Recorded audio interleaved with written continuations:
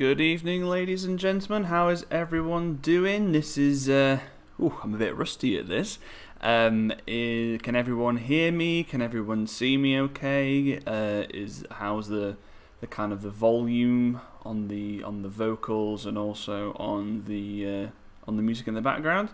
You can just kind of drop a message in the chat. Just let me know how it's going on. I'm starting a little bit from scratch with this because obviously we are in lockdown 2 electric boogaloo, but all of my kind of desktop equipment is all at my studio, so I'm trying to run everything through my laptop, and which I haven't tried before. So I'm sorry if it's looking a little bit more DIY than the high quality that you guys are used to, but yeah, well, let's see what's saying in the chat. Looks good, sounds good. Everyone's sound and photo is good, but no music. Right, let's see what we can do about that.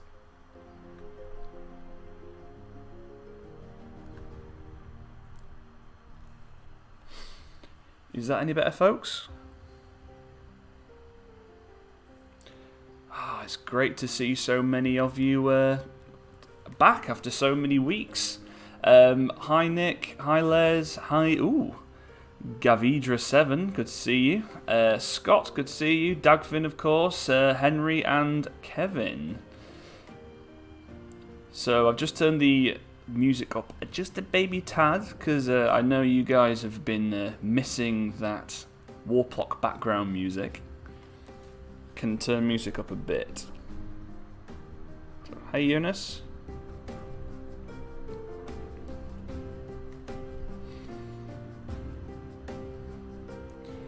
I've missed the house the music 10 minutes. I mean, you know, it's always nice to try and kind of ease into things. Don't want to be hitting you with the good stuff straight away. You know, part of this is all about just kind of catching up with everybody, seeing how everyone's going on. And, I don't know, I think we've done quite well to basically get everything going within the first 3 minutes. Hey, Dad.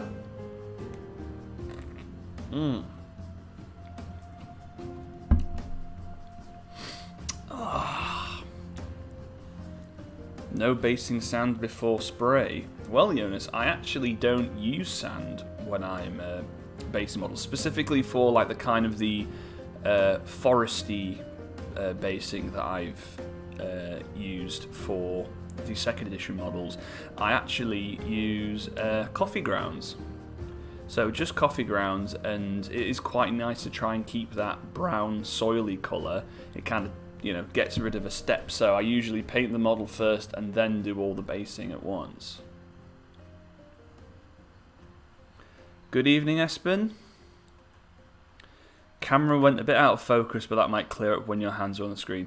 Yeah, because I'm having to kind of move it in and out and stuff like that, because I'll be working on quite a big miniature today. Unfortunately, what I normally would do with a stream is I'll kind of have a fixed focus, but so I can kind of move it around and show you detail and things, I'm having to keep autofocus on, and that does mean that you know, it probably will kind of phase in and out, but it's better that I kind of show you the bits while I can. But speaking of which, this is what I am going to be working on today. The brand spanking new Swamp Wyvern. Now I've just given it a. Oh, let's see if I can get it in shot. Yeah, there we go. Just given it a quick prime, and Dad has done an amazing job casting this beast. So, according to my old man, this model is actually the heaviest miniature we have ever produced. So because it's quite a thick, chunky boy, it uses almost 1/3 of a kilogram of resin per one. So it's definitely a beast. Unfortunately, I don't have the rest of the ArcWorlde models with me, so I can't give you a scale next to like the Arcanid Queen or the Swamp or the Forest Dragon or anything. I can, however, grab a model that I am working on at the moment. You just rifle through my work in progress file, work in progress pile. So here is one of the new Halfling Town Guard that we'll be releasing for Christmas, and that kind of gives you an idea of how big the model is.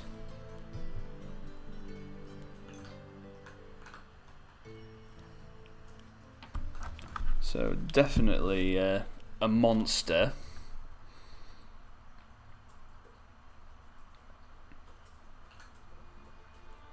Just checking the chat.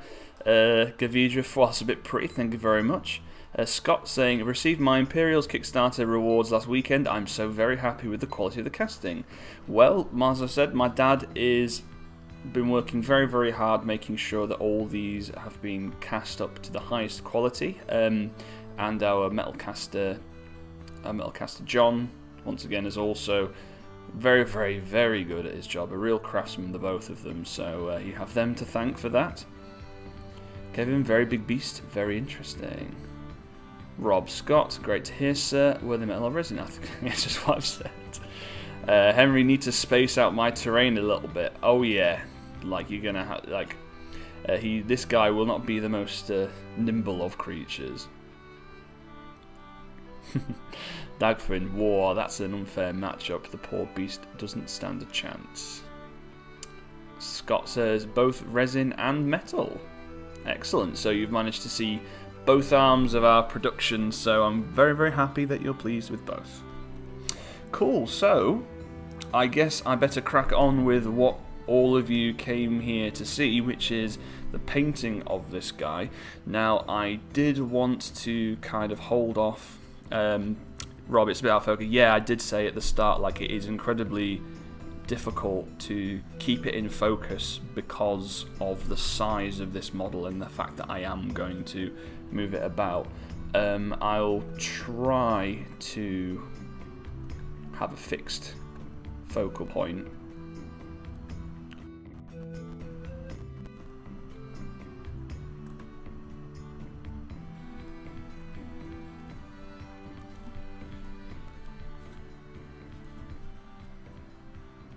So yeah, unfortunately, we are going to be a little bit out of focus all the time. But, because they know, like, let's see.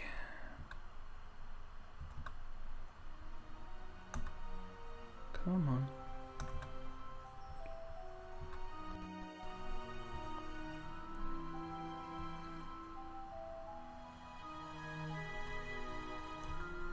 Let's try that.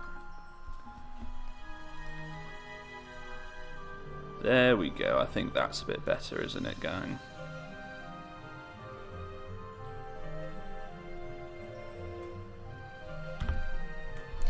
Let me know what you think.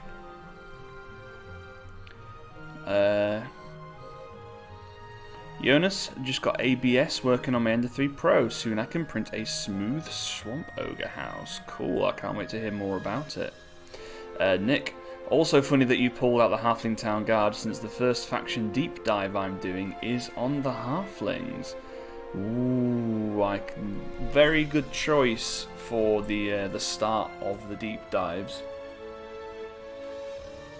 I know there's going to be quite a few people who are going to be very interested to hear your thoughts. And I'm not asking for any spoilers or anything like that, you know.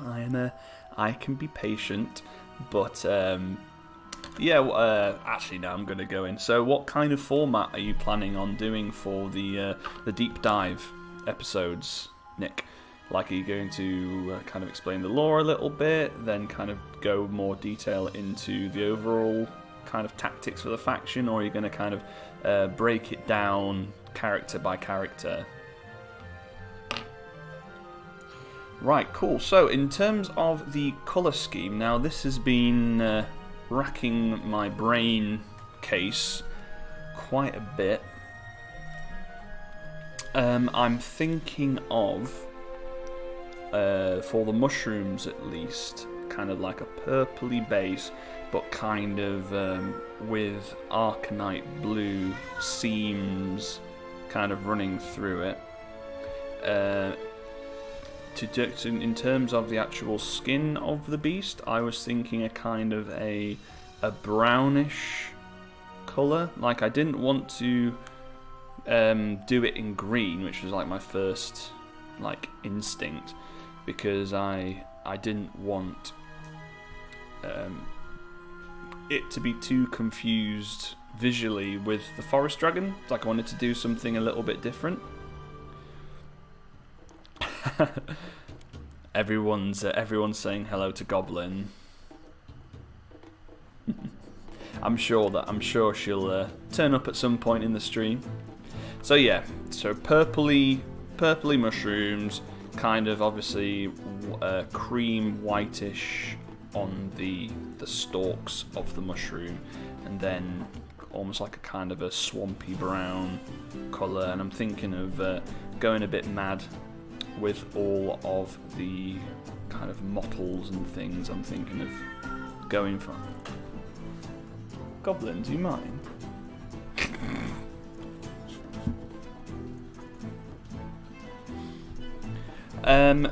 Jonas, what is the fluff for this guy?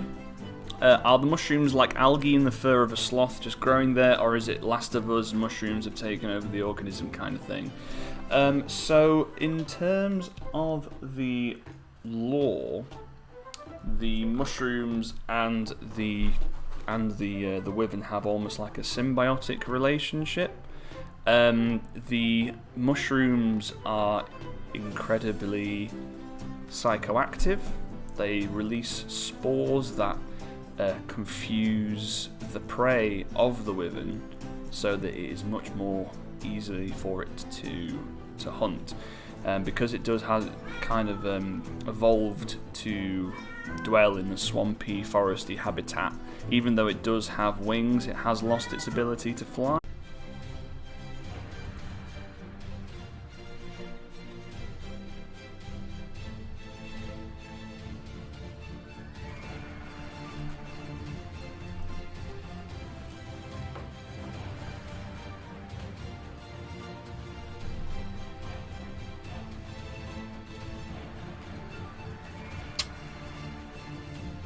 Right, folks, are we back?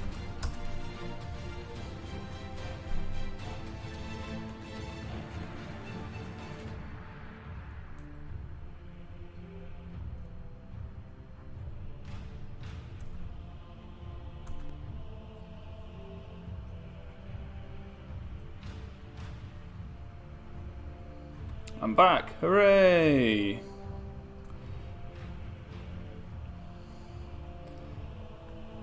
Right, gang, I have no idea what happened then. The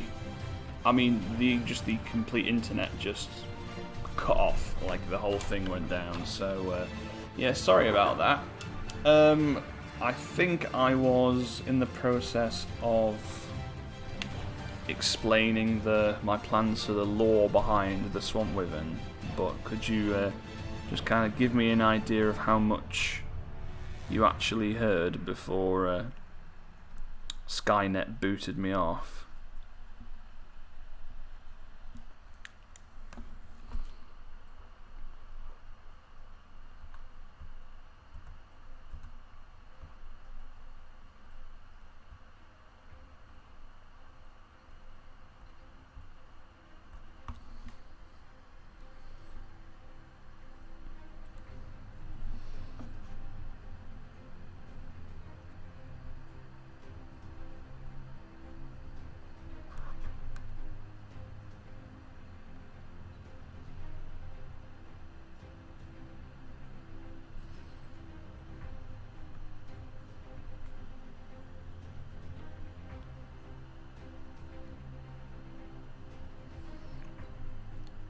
the fungus and the wyvern are symbiotic, the spores confuse prey, it has wings but can't fly.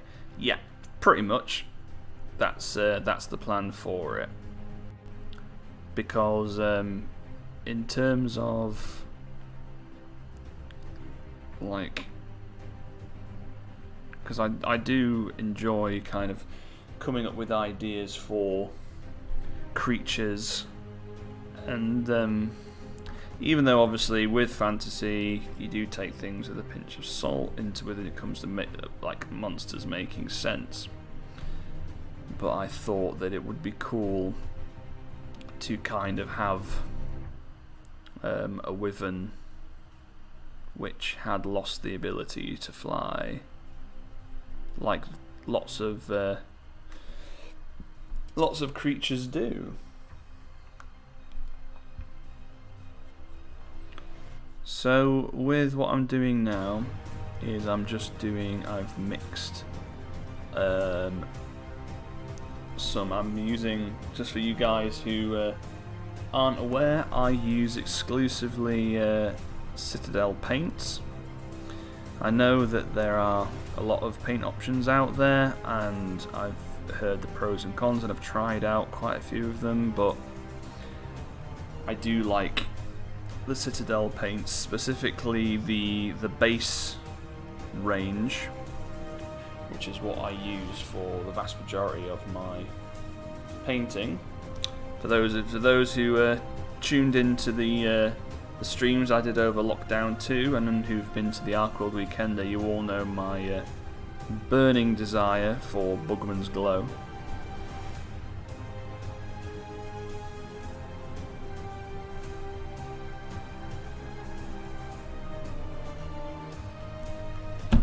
So I'm just doing like a thin down, not quite a wash. I think it's a bit too thick for a wash. It's more just adding quite a bit of water to the paint so that it can get into those areas. Almost, you know, like the consistency of one of the contrast paints, I would probably say.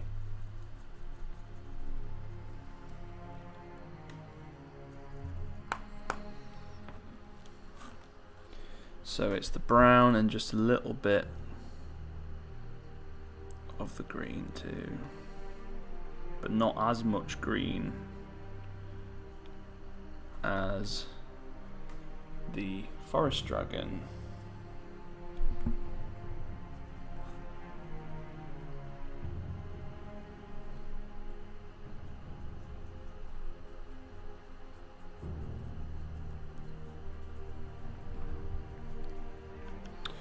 So what projects have you guys been working on over the past few months? It's been a little while since you all joined me for the last stream, which I think I did. I think it was actually a digital workshop stream.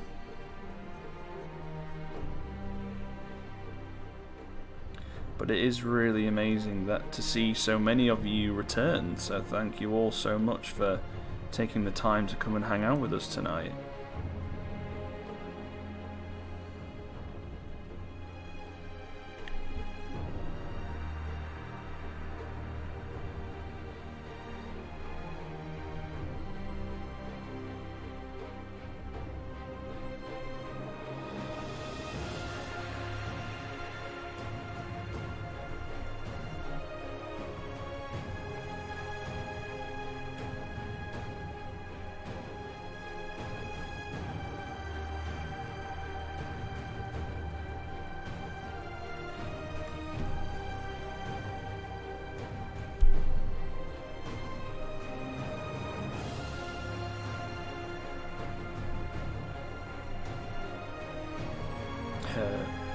Robbie's saying, Alex, the swamp dragon doesn't fly, but could it make a long jump like a chicken? Oof.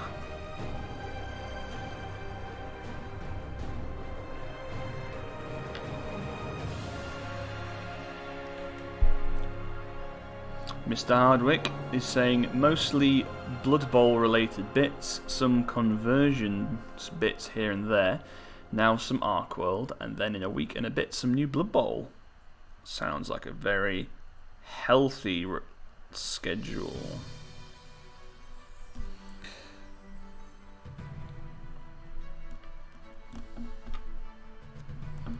And you are absolutely correct. As for me, I have been incredibly busy, as I always am, making lots of new toys for you all.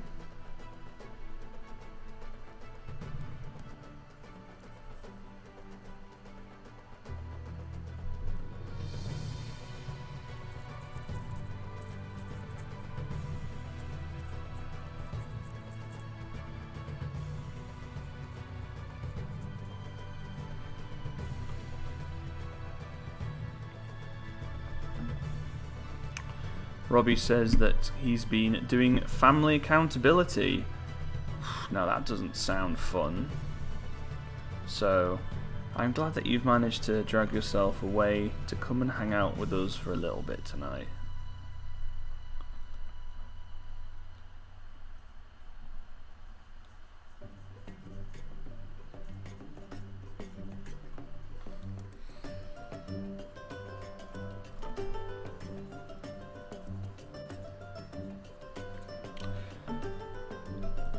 So in the chat, are you working on your own projects tonight, or are you using this opportunity to just chill out and watch me do all the work?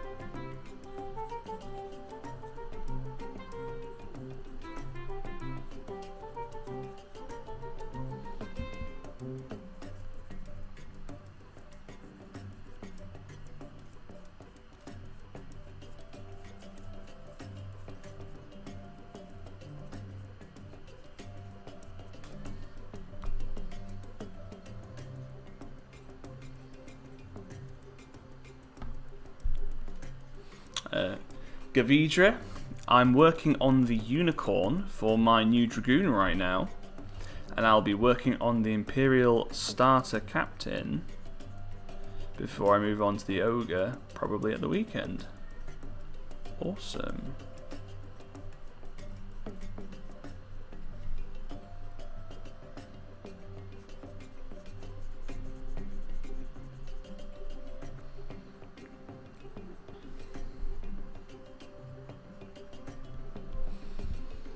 It's since the last ArcWorlde stream, David.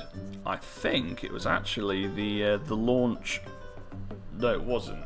It was the tabletop simulator game that Dagfin and I had a few weeks ago.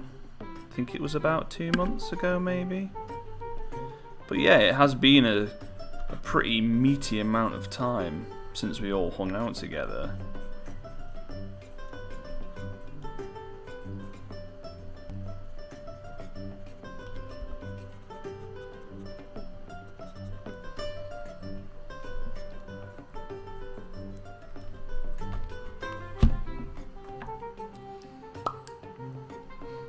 Kevin's building some terrain. Very cool. Is it for ArcWorlde in particular, or are you kind of making more kind of universal terrain that you can use with lots of different games?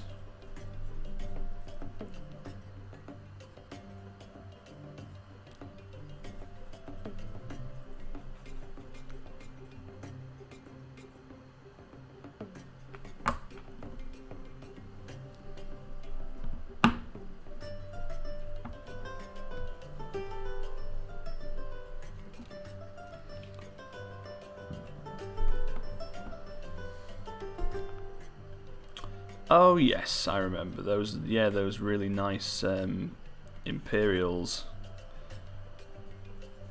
Very lovely to see. Thank you for sharing them with us.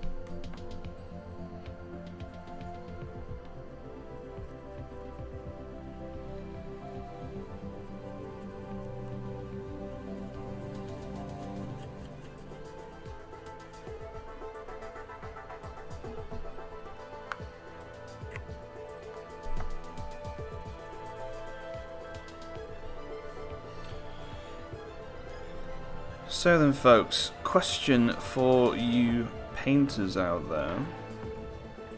When working on a big project like this, do you prefer to paint the models before assembly, or do you prefer to stick everything together and that's when you slap some paint on?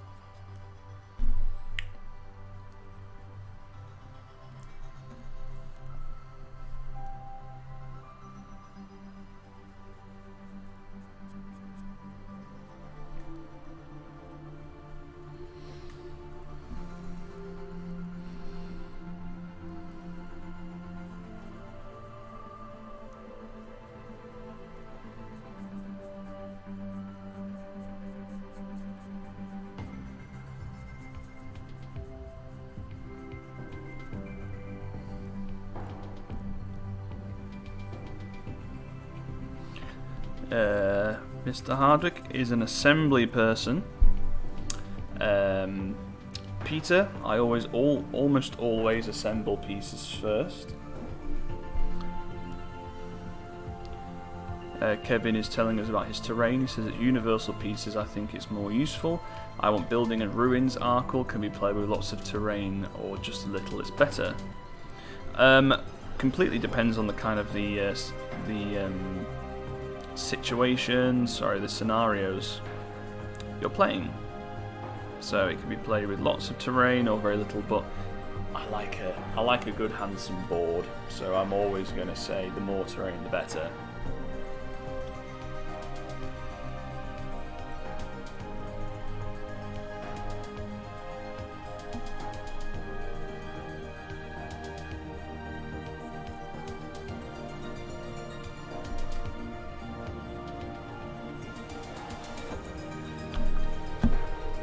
To mix some more brown.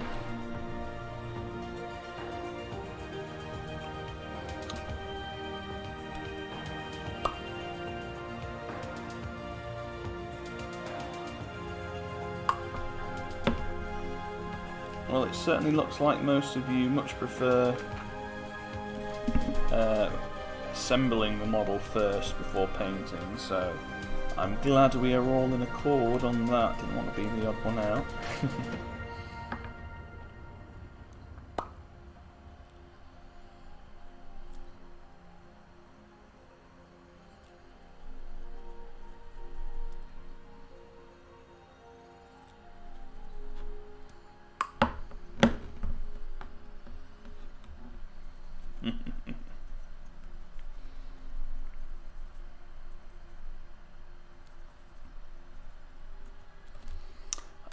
Oscar's asking, what paints and brushes do you tend to prefer using, Alex? So, as I said at the start, I almost exclusively use Citadel paints, particularly the base paints. I really like them because I enjoy painting in kind of thin coats. And the great thing about the base paints that Games Workshop do is that they have a very, very high pigment content.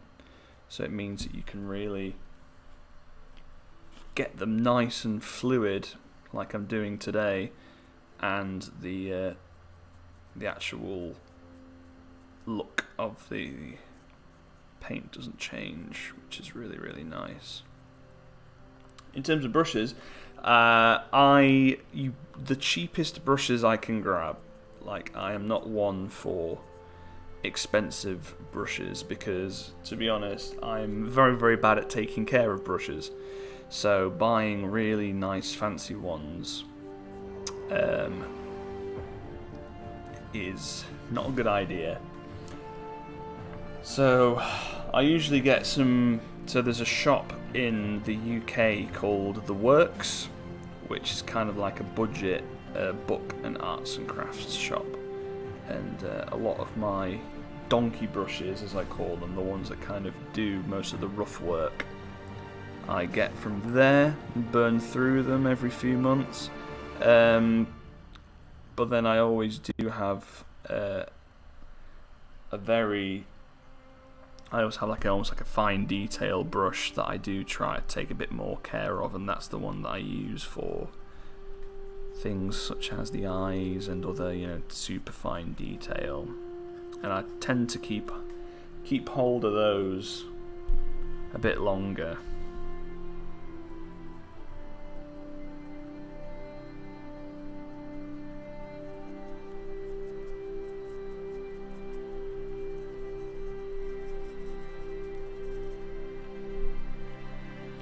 Just getting all the little nooks and crannies.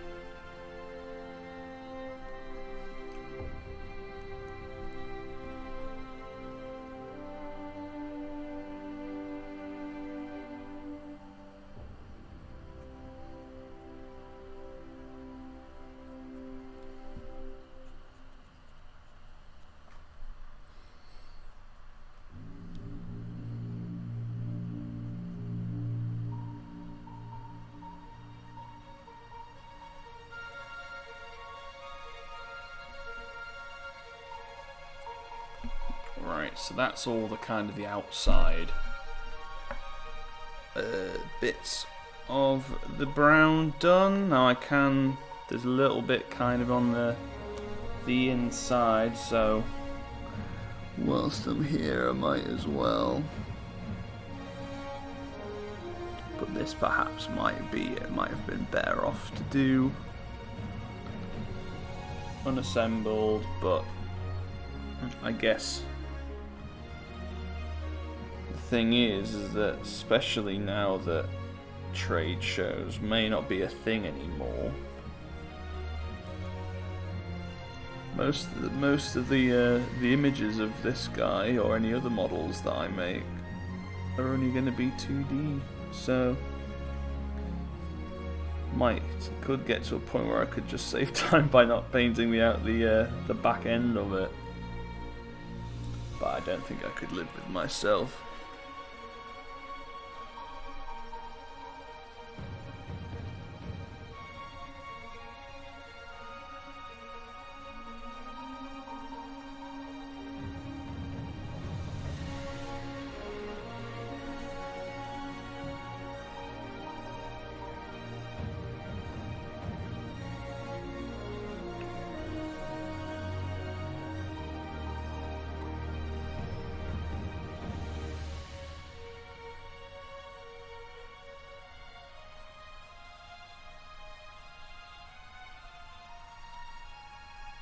There we go.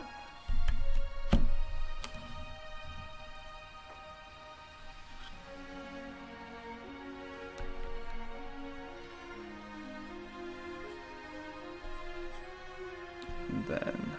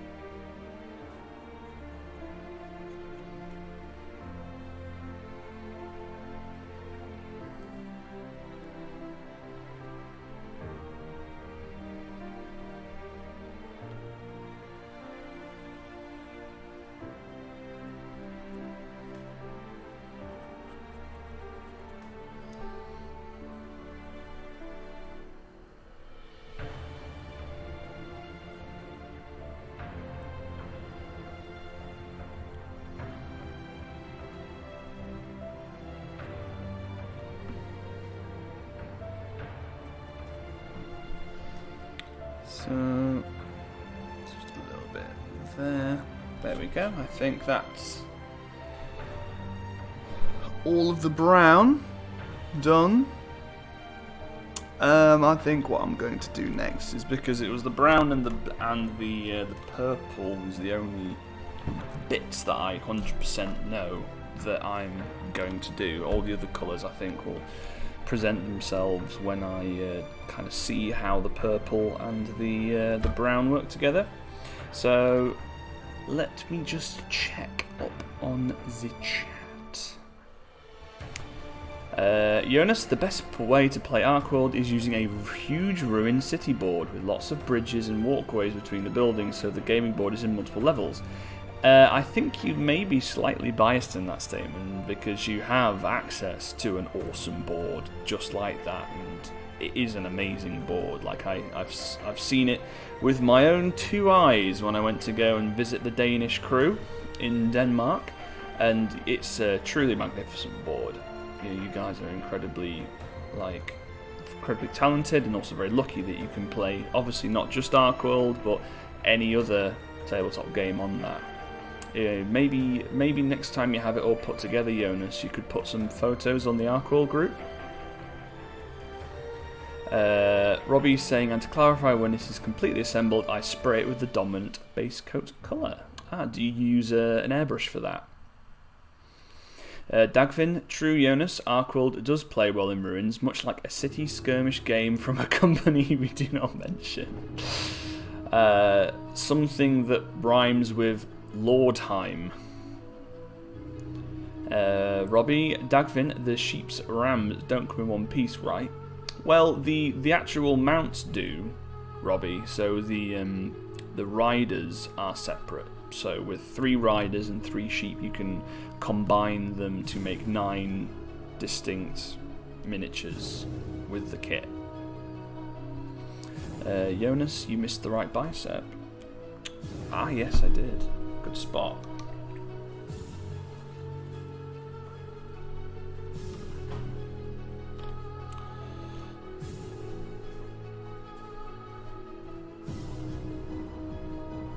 There we go.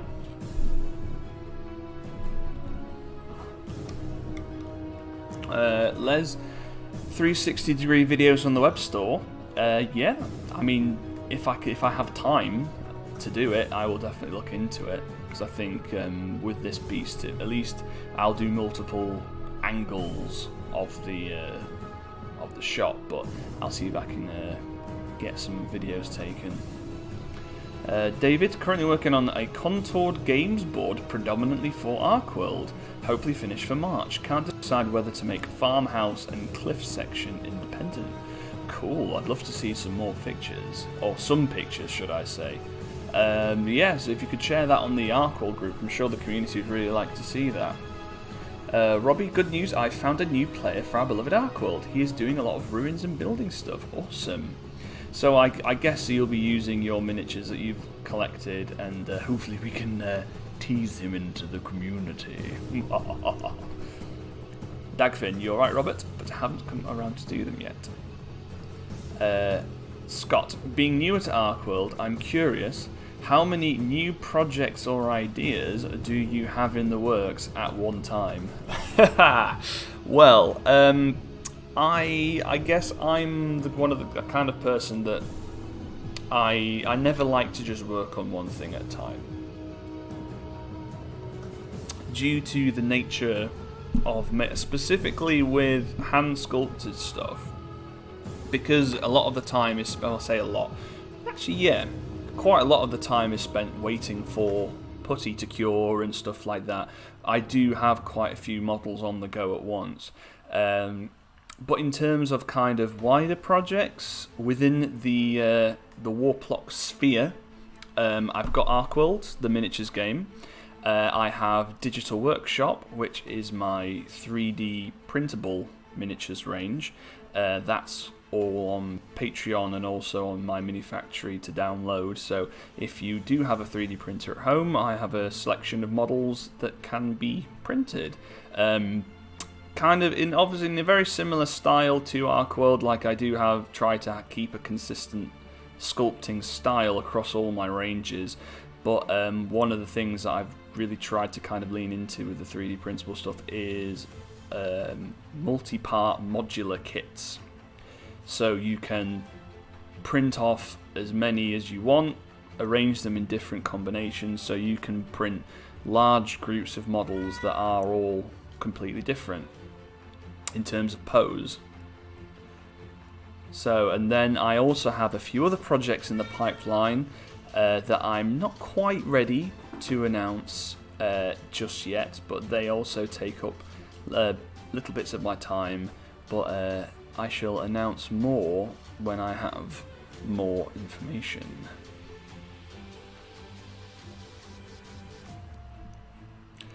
Jonas, I thought the city game that we didn't mention rhymed with Mustgrave. Musterave. Robbie, hope so, Alex. Oscar, with vampires coming up for ArcWorlde, do you reckon there might be an avenue to do Blood Bowl Vampires team for WTFF? I don't know.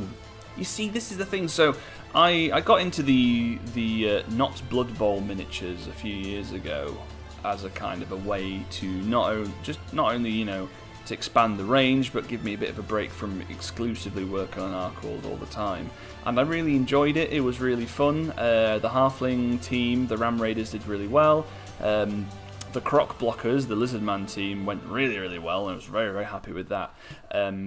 But the third one, which was the Squeaky Blinders, that were the Rat Men, in commas, really, it passed its goal, but it definitely underperformed, and it's a trend that I am noticing in the Blood Bowl community, is that there seems to be less and less third-party ranges being made. I think especially with the launch of Blood Bowl, the 2020, it looks like, because like I guess one of the things that I would have tried to do from this point on would be to Goblin. Sorry, the cat's being loud. One of the things I would have tried to do would have been to kind of focus on more of the more unique, less made teams. Like I've already started on a Slan team, and Vampires was definitely on my list. But word on the grapevine is that a lot of those kind of cooler, more niche teams aren't even going to be legal anymore. I mean, I know Slan was always like a kind of an outsider, a beloved underdog, but I think I'm definitely just going to see where the ground lies in terms of the community's appetite for third-party content before I would start to look into doing a vampire team, even though it would be super cool. Ed's asking, have you come up with any rules and fluff for the 3D printed stuff? No. So the 3D printed stuff is... There's no rules, there's no fluff or anything like that. They are just miniatures to kind of attribute your own rules and fluff to by integrating them into existing games. The three races or releases I've done so far, the goblins, the dwarves, and the bullywugs, could be used for ArcWorlde. Like, there's a lot of kind of like-for-like count as that you could do. I know that Jonas in particular is working on using his bullywugs for ArcWorlde, and I think I've seen a few people use the dwarves for halflings and the goblins for the gremlins that have yet to be released. But in terms of written rules for them, seeing as they are not ArcWorlde and they're not ArcWorlde models, I'm not going to do any official ones, at least. Dagfin, Robert, finding such a player is a true blessing. Yes, I'm looking at you, Spin. Scott, sounds good, thank you. Oscar, could it be worth doing some WTFF STL teams? Yeah, this is actually also something else that I've considered, and I did do a few polls on the Blood Bowl group, the Big Blood Bowl group on Facebook, and the response was it was kind of bad to the idea of 3D printable Blood Bowl teams. Like, I think 3D printing has a little bit more time to go before it kind of reaches its ubiquity in the hobby community. I mean, it's still it is the hobby for quite a small group of people, and those group of people are very fanatic. But yeah, unfortunately, I don't think there would be enough of a market for me to spend the time on doing a whole Blood Bowl team just for 3D printing. I mean, it's something I've considered about potentially conversion kits for my existing miniatures. Like, I think I could quite easily do Blood Bowl conversion kits for my dwarves and my bullywugs, definitely. But, you know, yeah, I guess it's something to look into. Just wish I had bloody time. Henry Collier is such a rude little meow. Absolutely, she is a little madam.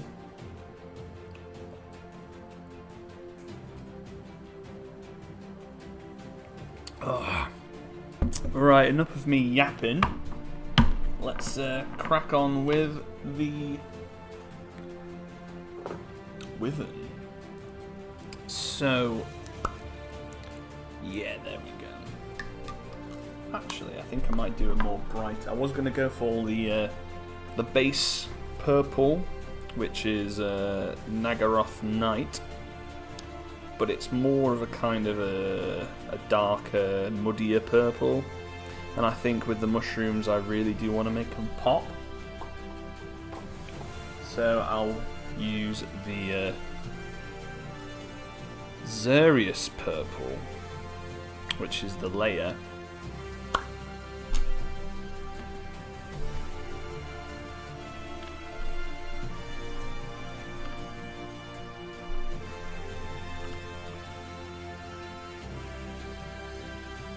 There we go.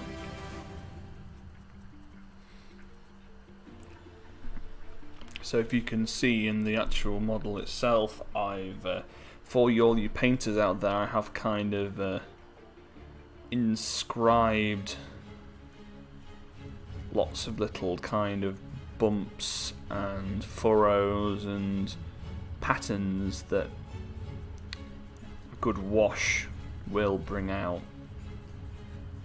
And I'll be probably using those to kind of get the Arcanite glow of these literally magic mushrooms.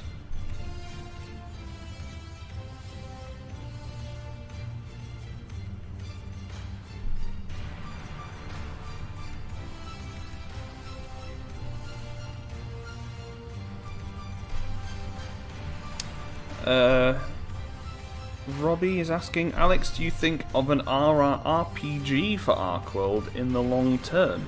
Since you asked in the Facebook poll, I do have a couple of ideas in OSR simplified rule set for it, if I could interest you. Very interesting. And you know, an RPG is definitely an idea. We do actually have a working progress RPG system for ArcWorlde that has been being worked on by a good friend of mine, Adam, and we're using the skirmish game as a base. So the combat systems and things are all the same as the skirmish game, but with a little more, obviously. It's not going to be very complex like D&D or Pathfinder, definitely not Pathfinder or anything like that, but it would be a really good opportunity to kind of roleplay as one character rather than as a whole warband, and Adam's already done some great work on that. But what any good RPG needs is a source book, and at the moment there isn't that much source content for ArcWorlde lore out there, specifically for 2nd edition. I mean, I know that you guys have got the the 1st edition stuff, but the plan for the next few years is I am going to release a kind of a big chunky ArcWorlde lore book, kind of going really in depth into the backgrounds of ArcWorlde, and that will be a lot easier for you if you do decide to get into the RPG, and also it will help with the skirmish game too. So my plan is that once all of the factions have been released for 2nd edition, all the ones that are in the core rulebook at least, I'm going to take some time aside and work on that bad boy. But in terms of the RPG, Robbie, I would definitely love to hear your thoughts.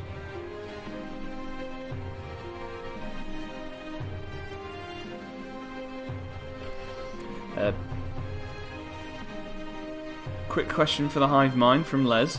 Imperial Captain, black or white gloves? Like, I think I went for white. Can't just remember off the top of my head, but I think I went for white, so perhaps black gloves for dirty deeds might be cool. Pineapple Creations, I'm very excited to pick up this cool model. Also, I should probably try out the game too, it looks cool as heck. Thank you very much. Well, if you do have any questions about the game, Mr., Ms. or Mrs. Pineapple, then fire away.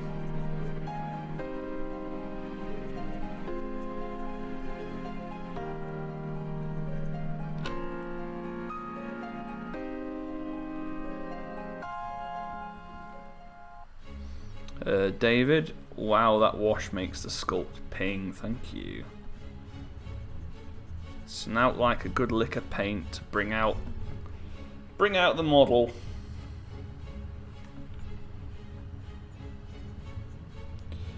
It's just a lot of bloody mushrooms. Now, seeing as there are so many of these mushrooms, my dad Rob, who is in the chat, has done an absolutely splendid job on casting this in as few pieces as it is. In fact, the only separate mushroom on the whole sculpt is the big one at the top. Everything else comes pre-assembled, so he's done an absolutely wonderful job on that.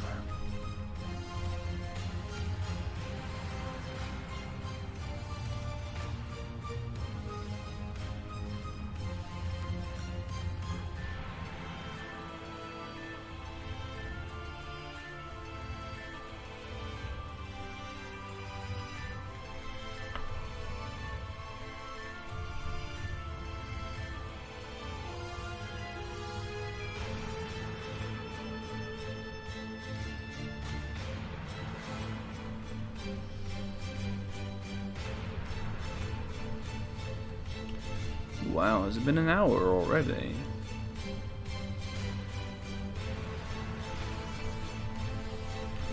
So I think tonight, folks, I'm probably going to paint until 10.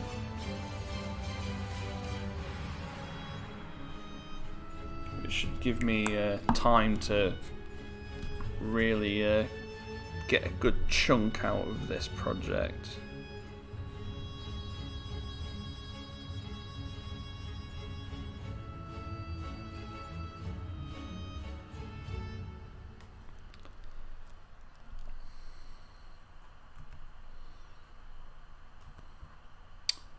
Let's just start that again.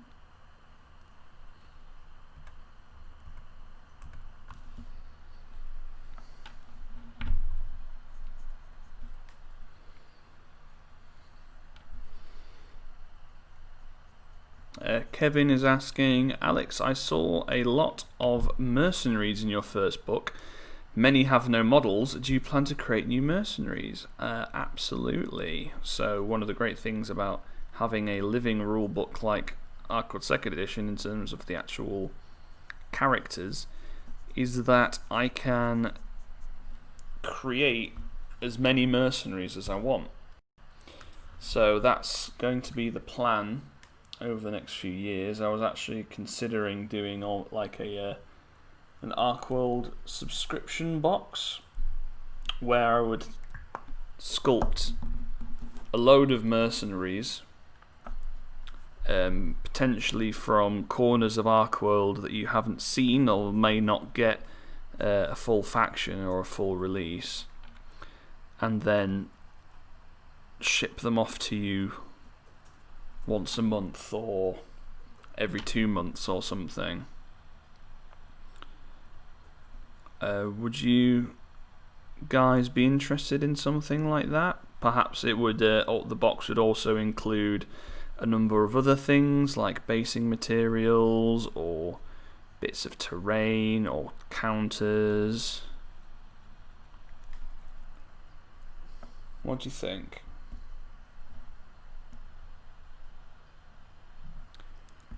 Why isn't this playing? Where's my music?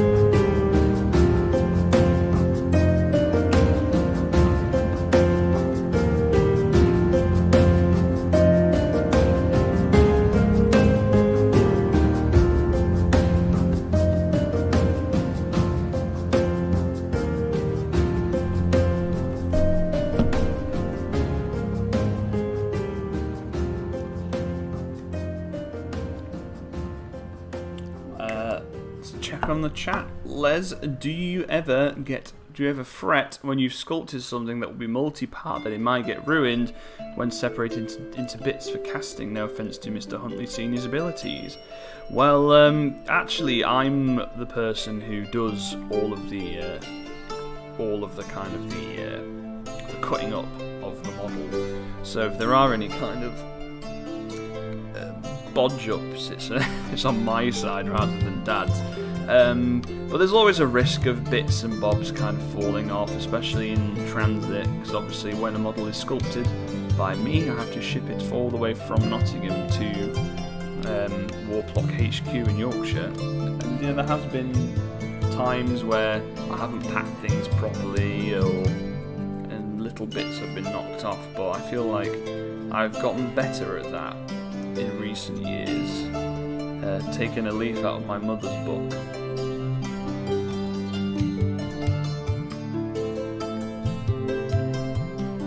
So there we go. Now that the purple has been pawned, you can kind of see there all the little bumps and all the little recesses that the paint's gone into. So now I think I shall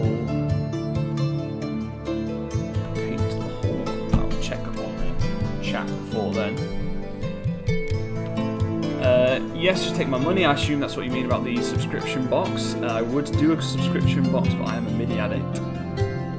ArcWorlde loot box. Ooh, extra weekend work. Elston, good evening, buddy. Good to see you, buddy. Les, I like the idea of the monthly box. No need to send me basing materials. I've got coffee grounds and tea leaves already. Well, I wasn't thinking of that. I was more thinking of like bits to stick to bases, like sculpted pieces, like you know, little characterful things to kind of spruce up your ArcWorlde models.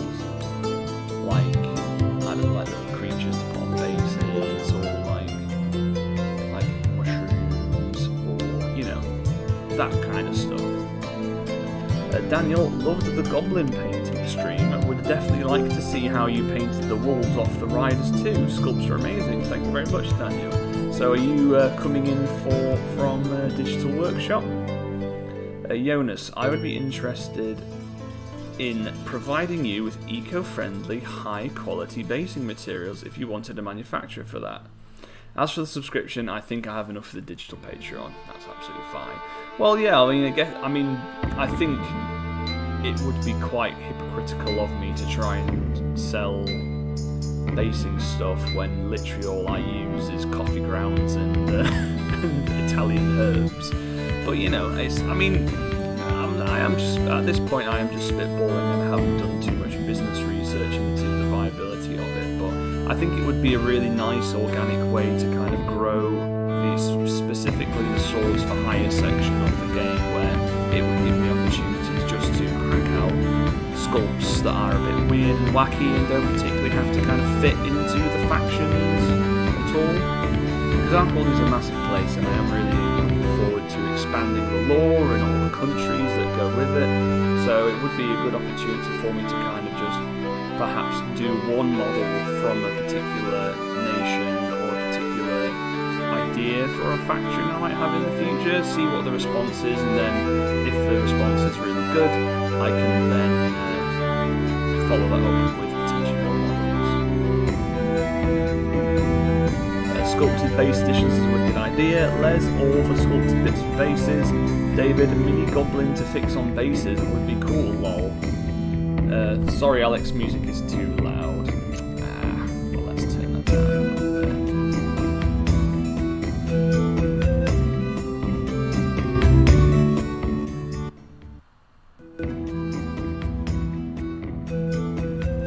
How's about now, guys?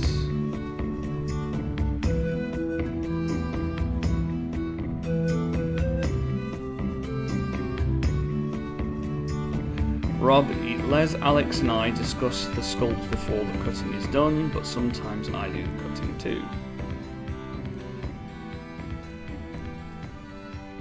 Right guys, how's the music now? Not sure what happened there, I didn't change any settings.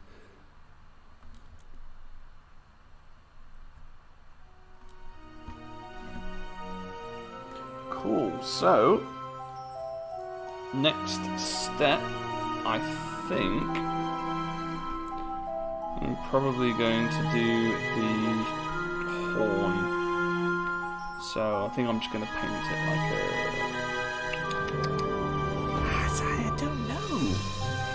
Because I was going to do it dark, almost like a kind of a grey colour, but now I'm thinking about it, I think it might be quite nice doing it much lighter, but almost kind of tapering.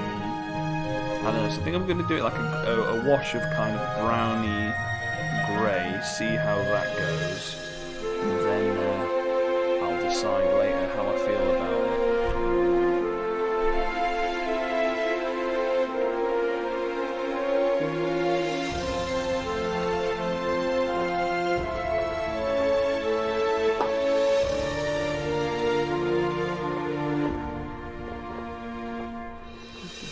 Don't mind me, just finding the right colour. I really do need to organise my paints better. That's the thing, because I kind of, when I am painting, I do kind of there's no fixed place where I do paint. So I've got my studio, but then sometimes I bring stuff home to paint if I just kind of want to chill out. Because there's a difference between work painting and fun painting, of course. So you know, I see all these people with these beautifully organised racks of paints at their specially designed paint stations, and 'tis but a pipe dream for one such as I, but it takes far too much work to keep it that neat. There we go.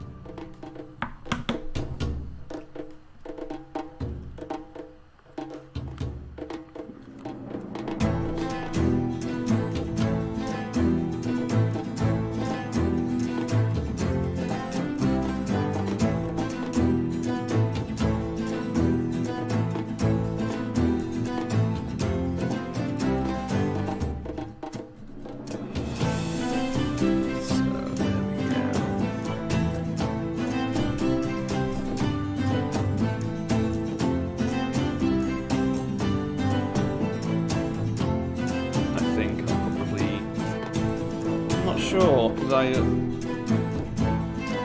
guess when back in the day when I first started painting, my biggest inspirations were the heavy metal team or heavy metal team, and they always painted kind of corners where it was light at the base, and then it tapered. No, it was dark at the base and tapered up light to the tip. But then I've seen other paint jobs where it was dark at the base, sorry, light at the base and then dark at the tip. And for the life of me, I cannot decide which one I prefer best. Right, I'll also use this kind of nice browny grey to work on the gills of the mushrooms here.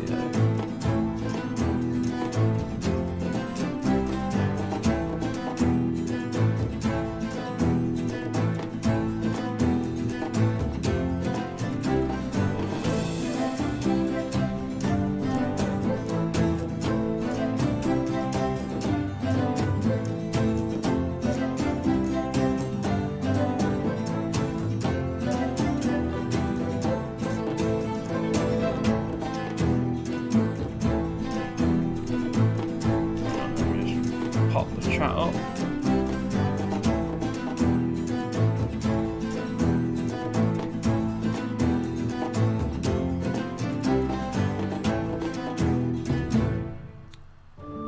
Oh, for God's sake!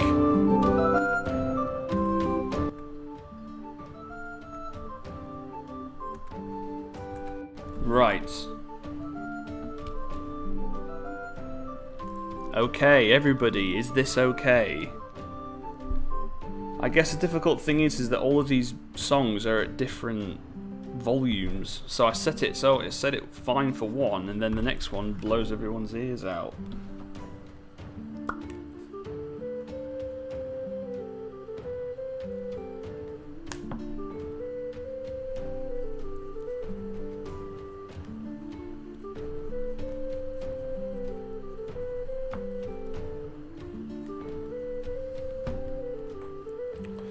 Right. Okay. So before I was drowned out by lilting panpipes, what were you guys able to hear?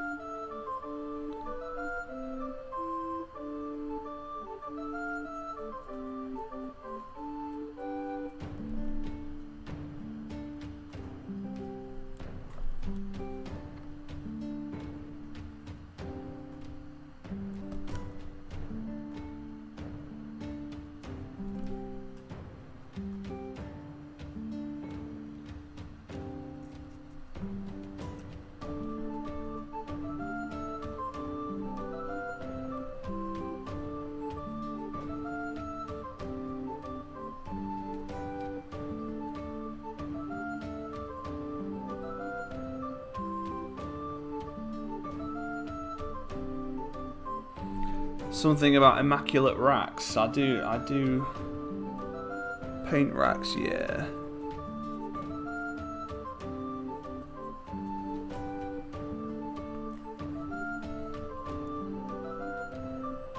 Something about heavy metal. Oh yeah, I was talking about painting horns, and how when I first started painting, the heavy metal team painted them dark at the bottom, kind of tapering up to light coloured. But then since then I've seen them painted the opposite way, and I wasn't sure which one was best.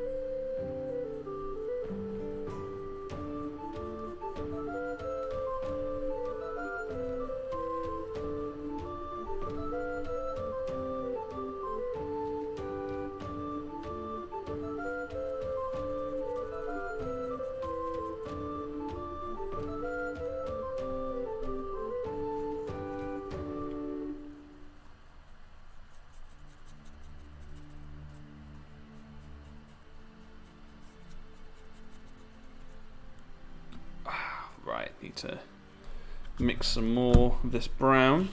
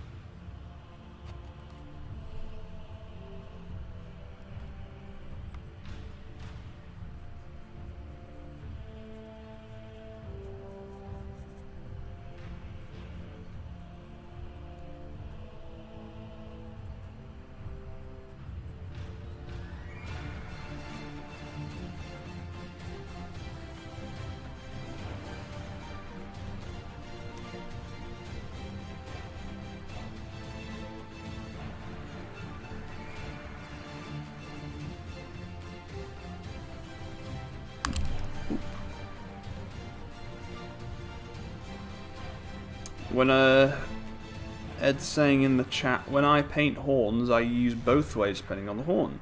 For smooth horns, like a bull's or a minotaur, I do light at the base and dark at the tip. But gnarled ones like a ram, I do dark at the base and light at the tip. Ah, interesting.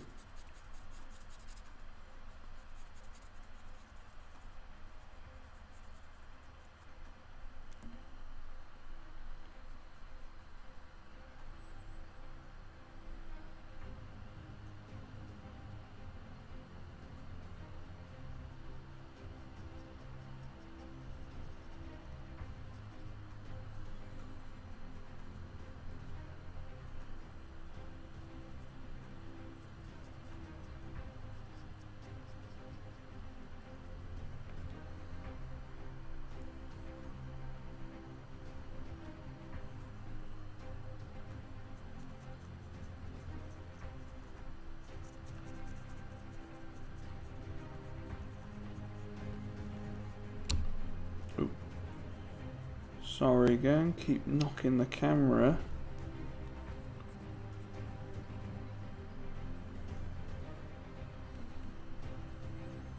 I think I've got all the big kind of gills on the mushrooms. The rest are just little baby ones.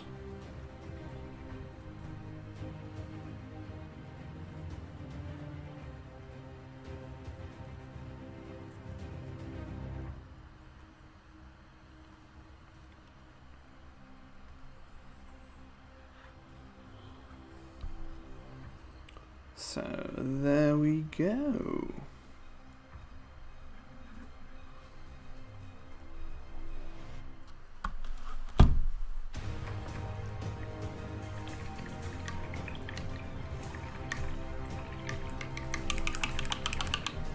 Oh, now in terms of the wings and the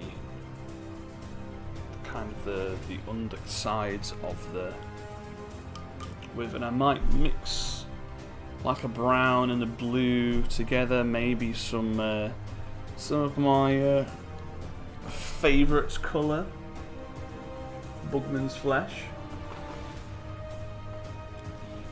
Is this the one that's dried up? There's a bit of life left in it.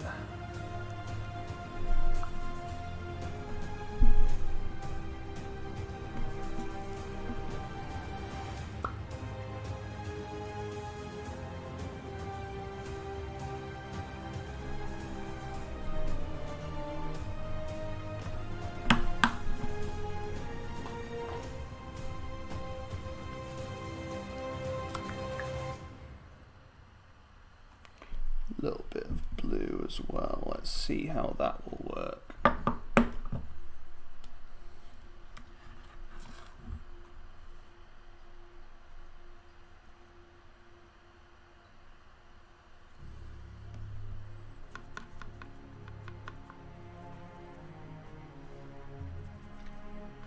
Oh yeah, I think that's quite nice. I'll probably be doing some more washes over the top to kind of tie all the colours together, but I think that kind of grey is a nice base coat.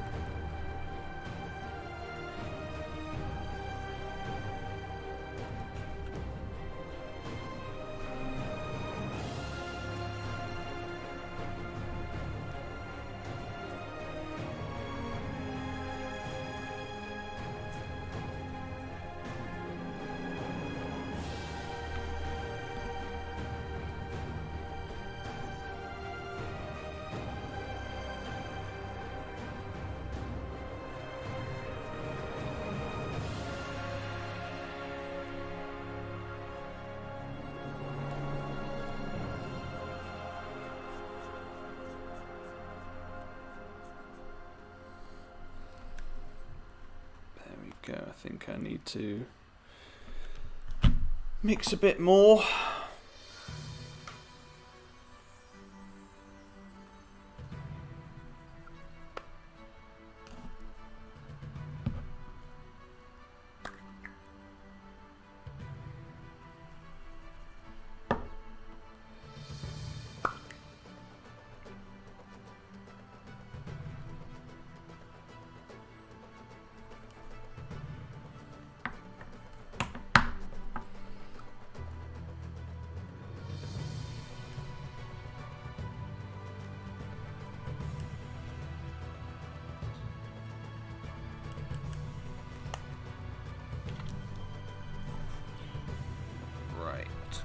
do this.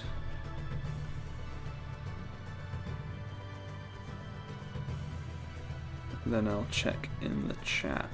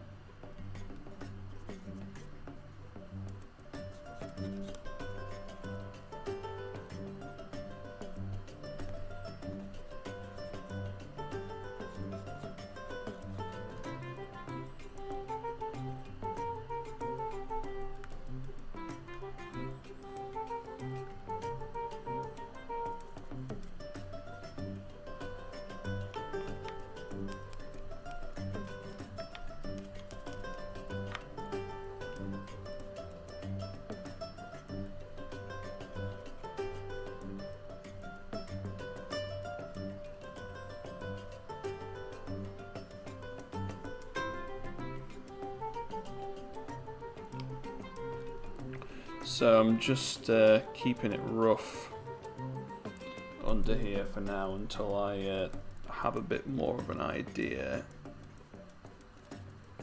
about washes and things.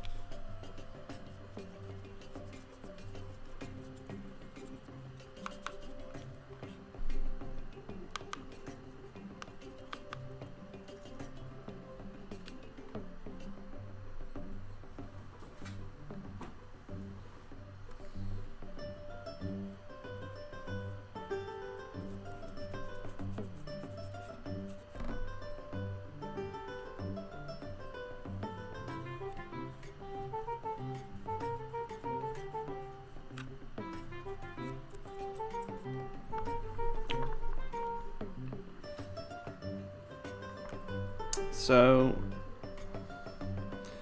I've tried to keep as much of the white as possible because I'm still quite undecided about the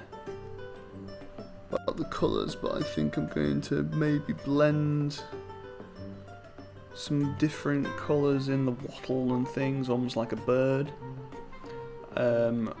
Probably going to do some of the same kind of wash on the stems of the mushrooms. I'm not sure if that's actually what they're called.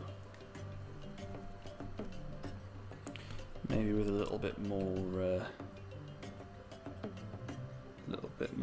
pink, not pink, flesh colour. Oh, actually, it's nice.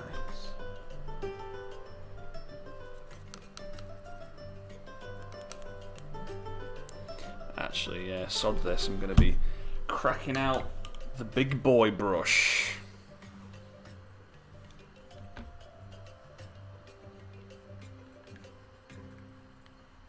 Not farting about.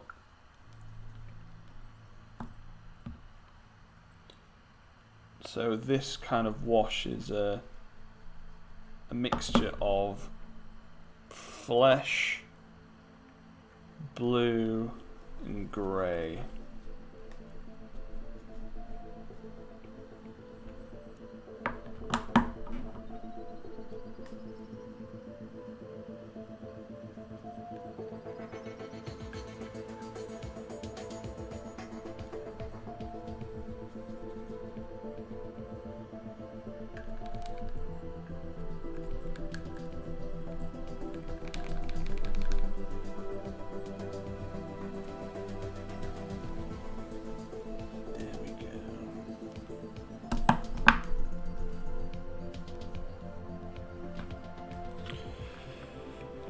So this one's probably going to take a little while to to dry.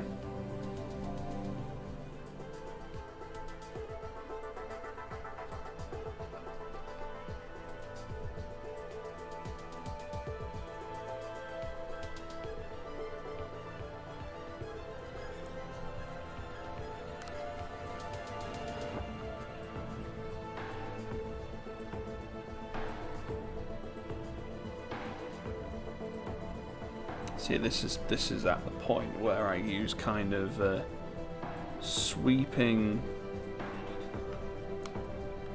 washes to kind of really start to tie all the different colours, base colours together.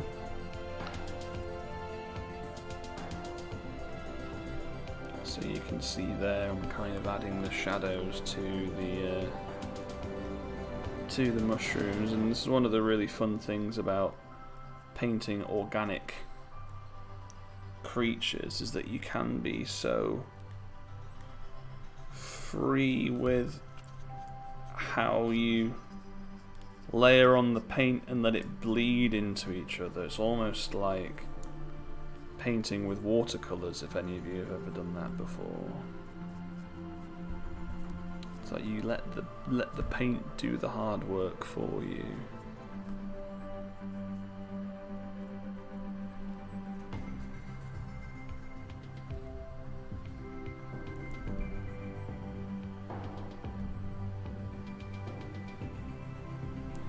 So you see, I'm just kind of getting it into the mouth a little bit.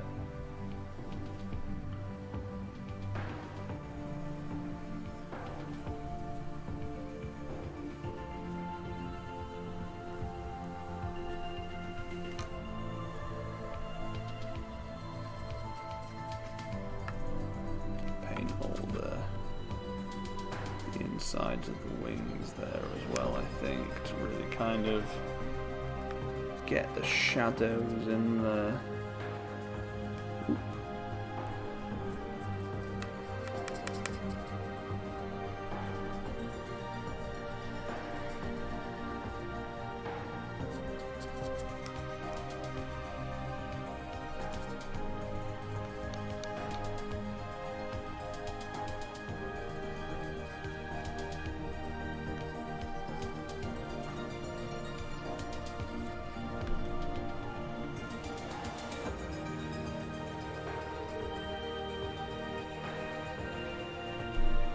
So as you guys, excuse me, as you guys can see, like, just really starting to add the mottled texture on the wyvern.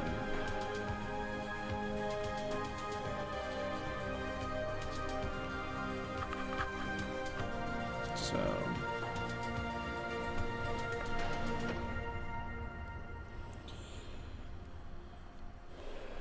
kind of start to put it in like the recesses here.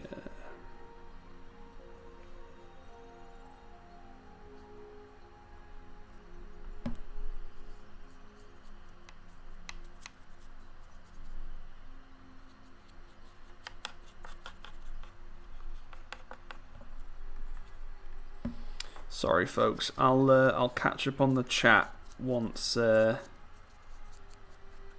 I've finished with this, which I think it's just about done. Sometimes when doing this stage, you get little bubbles in the paint. Specifically, if there's a lot of water in there, so you just need to give it a blow. So you end up with something like this.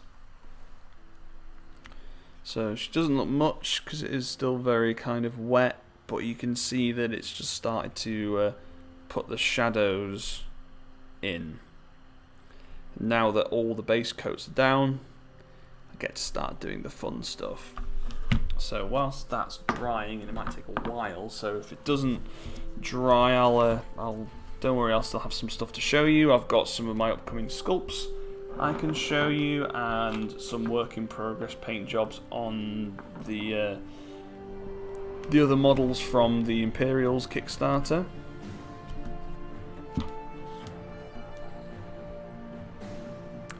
just scroll back up.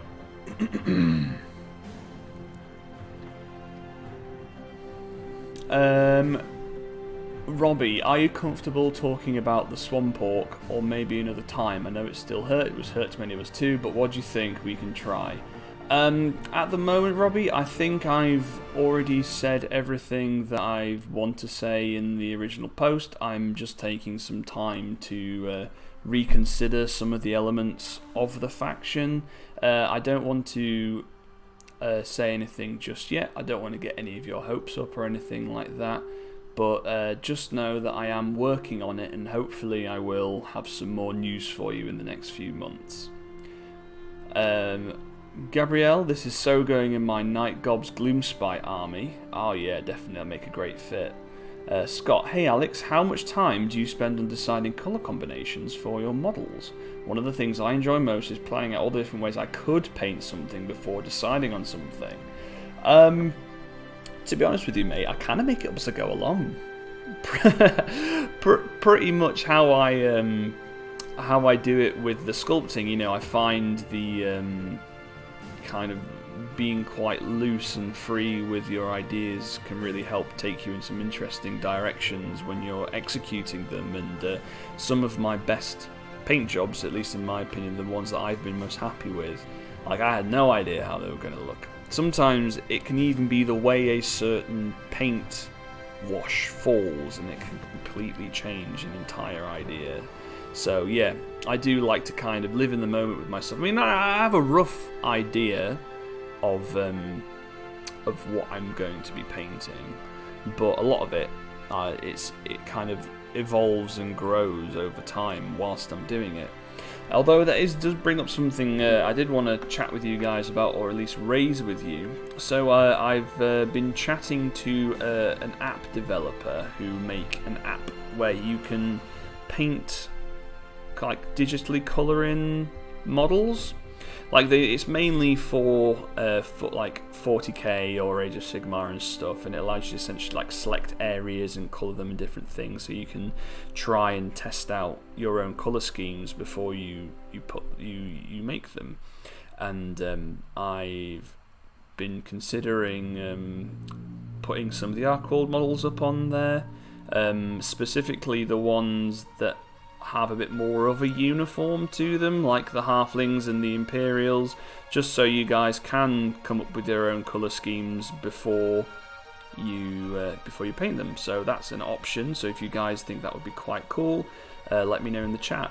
I think it would also be quite good for other factions and perhaps even some of the monsters, but specifically for like the Wild Elves and the Beast Folk.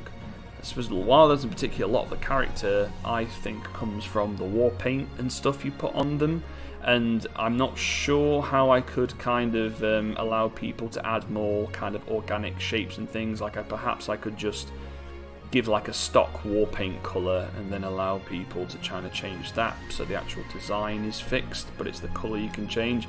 But you know, it's something that I'm thinking of looking into after the 1st of December, once all of these new models are uploaded to the web store. David Priest, what brand primers does everyone prefer? Well, I actually... So most of the time I just use like a white, the Games Workshop white base paint, which is Clorax white, but if I do need to spray something big like your boy here, I've got an old can of GW primer that's lasted me for about 2 years that I use. I swear I'm not being paid by Games Workshop to promote their paints, it's just a personal choice. I haven't had great experience with other like cheap brands. I know that the Halford's grey primer is particularly good, but yeah, I like the Games Workshop's one. I like the kind of the powdery texture that you get with it, and it's really nice to catch, particularly washes. It really does add a little bit of friction to the surface, so it can really help kind of help the thin paint cling to certain areas, which you don't get with the more kind of smoother finishes. but it sounds like most of you guys just use cheap Rattlecam primer. Robbie, by the way, your way of painting fascinates me. Is so smooth layering compared to mine. Well, thank you very much. I mean, as I said at the start, this is mainly just a kind of the base coat, so nothing fancy just yet. But thank you very much. Black primer, interesting, Kevin. As I said, base coat is sprayed, so I go the other way, lighting colours up. David, I've found the Wilco's works well, but can go a little bit spotty if not to the right distance. Lots of fine passes. Yeah, it's base coating and spraying models is definitely a fine art. Kevin, more cheap and the quality is less important. Sod this, I'm getting the big boy brush out. Peter, best advice I got on rattle cans was to warm them up. I get much better and more consistent results now. Very true, especially, you know, in the parts of the world where it's getting a little bit colder now. It's finally decided to turn into winter. We had a summer up until about the end of September, a few weeks of autumn, and then bam, we're straight into winter. At least in the UK. At least in my part of the UK.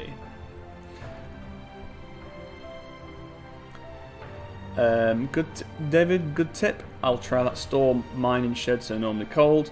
Pete, yeah, I put in some warm water for like 10 to 20 minutes before I spray and then shake it real good. Kevin, what kind of mix does he use? Purple brown? Oh, so for that kind of what I was doing there, so it was a mixture of blue, grey and Bugman's Flesh. Is it called Bugman's Flesh? Bugman's Glow, sorry, yeah, that's it. My hashtag favourite paint. This one is actually running out, so I have actually cracked open the pot that you bought me, Dave, when we went to Hammerhead. Oscar, loving all the minis that arrive from the Imperial's Kickstarter. Or is it Impcat? Oh, yes, it is Impcat, yeah. Dagfin, oh yes, that would be great. Make a few for each factions and we'll have a community scheme galleries. Good idea. Oscar, I've seen a few other minis on these paint scheme apps and it got me on the websites I'd otherwise never have seen. Yeah, absolutely.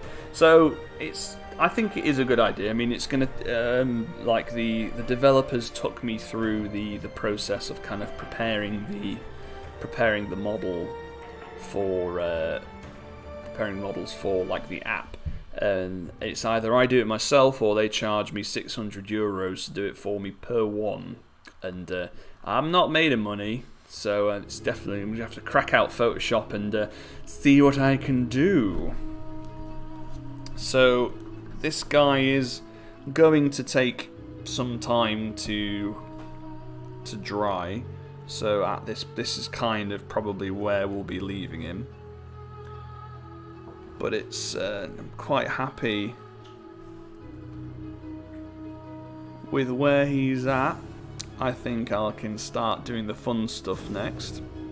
So whilst he is drying, in the meantime, I think I will show you some more of the models that I will be releasing on the 1st of September. So we'll start with the ones that are finished first. So each of the existing factions, say first, did I say 1st of September? 1st of December.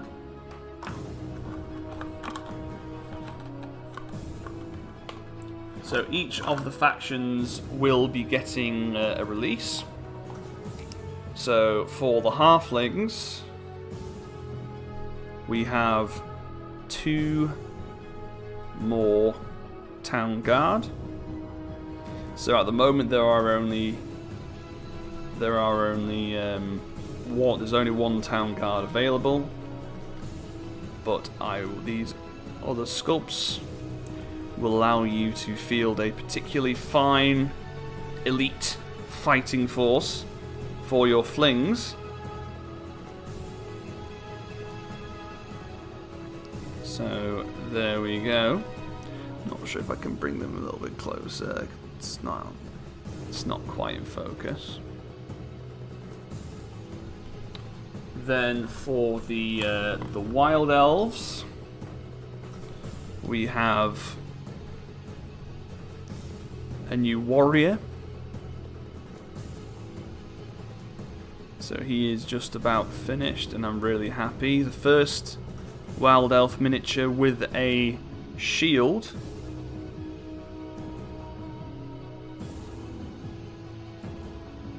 So I'm really looking forward to painting some cool Celtic style patterns on there.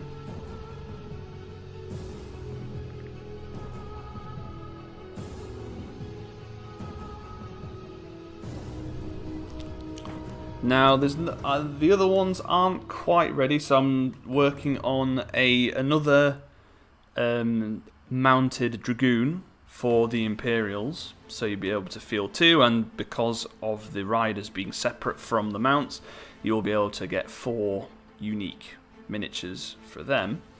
I'm working on another clan beast for the beast folk. So this one's quite work in progress, but I've gone for a goatee looking character here. And like how the Warbard had rabbity legs to represent the long legs trait that you can buy for them, I've given this gentleman hooves rather than the more human-y looking legs of some of the other models, so that it represents him being a lot more fleet of foot, while giving him like a goofy goat face, and obviously with these horns we're going to add some more ridges and stuff. And yeah, and for the undead raiders, I will be doing a once again like the Headless Horseman, which I'll probably grab and show off before we log off for tonight. I think with the undead raiders, because the faction is not the most popular faction, I think I'm going to try and be a little bit more experimental with them rather than having fixed this counts as this and this counts as this. I'm planning on kind of being a little bit more freeform with the characters I make for them, so it's like, oh yeah, you could have this as this, or you could have this as this. So like for example with the Headless Horseman, he could be a harbinger, a mounted harbinger, he could be a mounted executioner, he could be a mounted bandit, depending on how we want to play him. And likewise, another kind of sort of undead hero slash villain that I want to do for this release is the Dread Piper. So kind of imagine like a Pied Piper of Hamelin situation, but he's surrounded by the undead rats that the goblin... Thank you.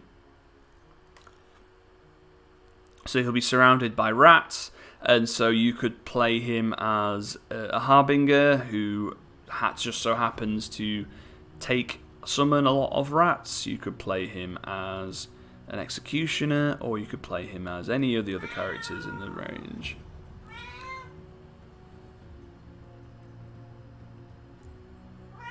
Let me just go and grab the Headless Horseman.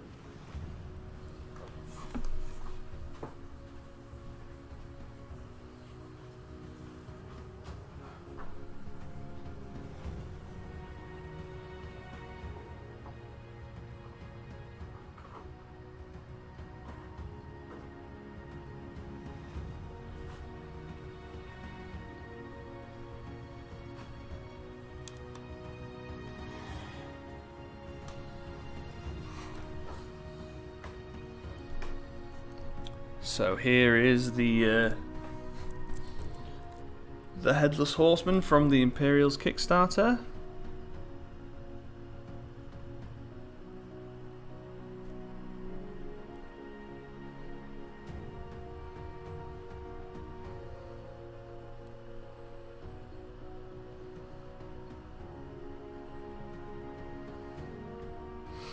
But yeah, I tried to make him vague of what you could use him as, so it allows the undead players to really kind of use their imagination when it comes to using him in the game.